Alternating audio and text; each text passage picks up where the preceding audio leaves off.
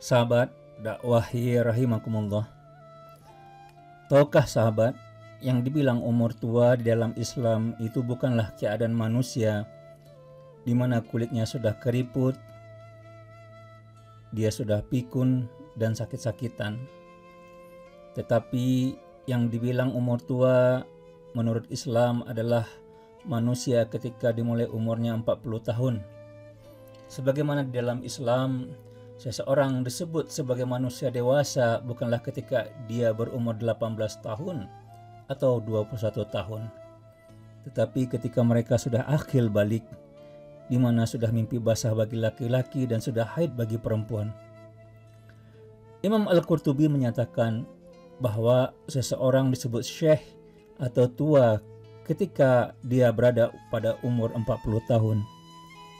Para ulama mengambil kesimpulan itu adalah dari apa yang diisyaratkan oleh Allah Ta'ala dalam surat Al-Ahqaf ayat 15. Di sana Allah Ta'ala mengisyaratkan ketika manusia sudah sampai umurnya kepada umur 40 tahun, dia sudah harus mampu untuk mensyukuri nikmat Allah yang telah Allah berikan kepadanya, dan dia harus memperbanyak amal soleh, harus bertobat dan menjadikan dirinya menjadi seorang muslim yang sesungguhnya, yaitu berserah diri kepada Allah dan taat kepada Allah Ta'ala.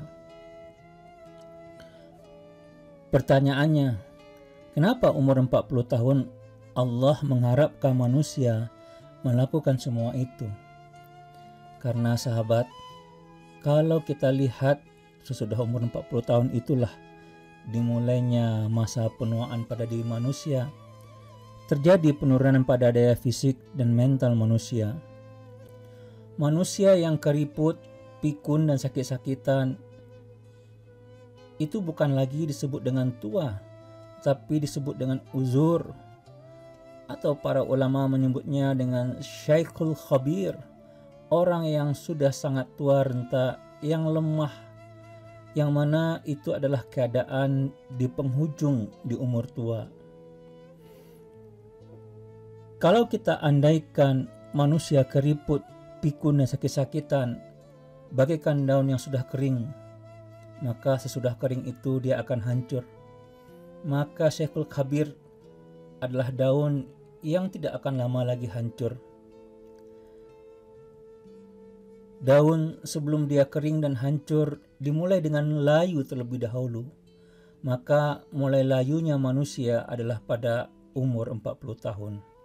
Di mana setelah umur 40 tahun uban mulai tumbuh, bertambah tahun gigi mulai keropos, bertambah tahun badan mulai lemah, daya ingat mulai berkurang, tubuh mulai sakit, dan sebagian ada yang diwafatkan oleh Allah Ta'ala sebelum menjadi uzur, dan sebagian yang dipanjangkan umurnya oleh Allah Ta'ala menjadi uzur, lemah dan pikun.